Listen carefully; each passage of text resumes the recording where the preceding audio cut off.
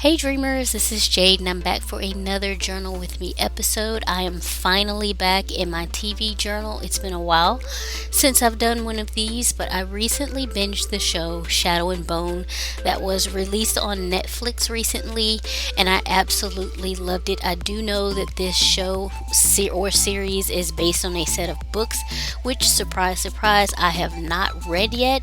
But considering how much I enjoyed the series, it's very likely that I will eventually end up grabbing the books to read because I am that the book is always better kind of person. Well, mostly. 99% of the time, I think the book is better. But anyway, really enjoyed this series. So, if you watch my channel with any regularity, you guys know that I like to do a kind of preliminary placement of where I want my pictures that I printed off for the TV show to go and how I kind of want things to look. And I start gluing those down. I don't glue it down all the way because I do know that I end up liking to make a lot of adjustments and tucking things here and there. So I leave space free for me to do that, and then I kind of get everything flattened out towards the end. Now, according to IMDb, Shadow and Bone is about a world where dark forces have taken over, and a young map maker, Alina Starkov, accidentally discovers that she has the power to change the fate of the war. She is the only one who can summon the light.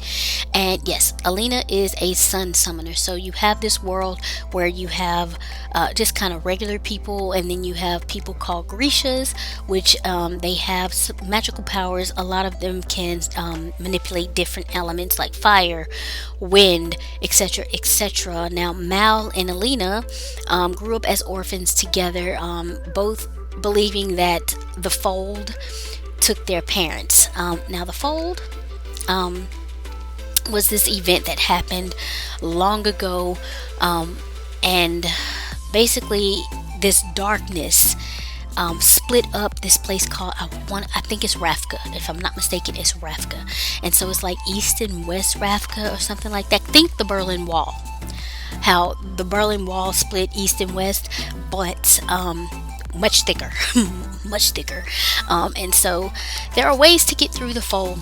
However, it's quite dangerous because inside of the Fold, like I said, it's nothing but darkness. And then you also have these very dangerous, violent, and dark creatures ready to feed on any and everything that comes through there.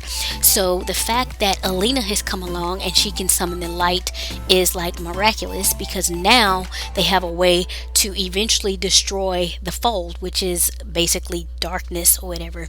And so yeah. Anyway, Alina, like I was saying, Alina and Mal, they grew up in an orphanage, and they were best friends. They kind of looked out and protected each other this whole time, and that's basically kind of how Alina actually finds her power, because she insists on going with Mal on one of his missions through the darkness. And from there, they discover who she is, and then she's taken off to be with the Grishas and learn how to control her power, etc., etc., etc. Don't want to get too much into the story in case anyone decides to watch for themselves, because I don't want to spoil anything. Like I said, I thought it was really good, so you should watch it for yourself. And so yeah, I will talk about the characters though.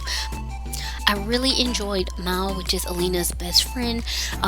So he is kind of in combat or some kind of officer in like an army or something that's going on, whatever. And what I love about Mal, and I find myself really attracted or drawn to these type of characters lately, like I said, I recently actually just re-binged Vikings, and I didn't give Uba enough credit the first go round. Rewatching it again, Uba is very much like Mal to me. One of those kind of characters who's not a pushover, will whoop your ass if need be. He's going to protect himself and his family and the people he loves. But he's also so sweet and kind, like just a good-hearted soul. I really enjoy those characters. Also at the top there, you have the trio squad. When I tell y'all squad goals for real, I loved these three. You have Kaz there to the left and the little hat there, and then you have Inej Kaz is to the right. Inej is in the middle, and my girl is lethal. I'm talking about she's like a whisper, okay? You need a job done, Inej is going to get the job done, okay? And then you have Jesper, who is my absolute favorite character of this entire series. I also really enjoy characters who are kind of like a misfits, probably don't all the way fit in, but they're very confident, they're hilarious, and they always have some kind of wicked skill. That is Jesper to a T. I really enjoyed him. He tickled me. And another thing about Jesper is he's so easily distracted. Like, I mean, he comes through, but he's so distracted. He's supposed to be getting one thing done, and then he's off doing. I'm like, come on now, bruh. Come on, let's bring it back in. And then down at the bottom there on the left, you have General Kerrigan, who is also Grisha and is kind of actually head of the Grisha army. And he is a Darkland. I don't think they have too many of those either. And so he can actually summon the darkness, which is quite cool. So yeah, and what he can do with it. Oh, and I love his backstory. His backstory is so interesting. So yeah, guys, that's pretty much it. I'm just going to go ahead and let the music play for the rest of this. As you guys know, any materials that I use in the making of this spread, if I can list it below, it will be in my description box, so you can check there. If you have any comments or questions about anything, please leave them below.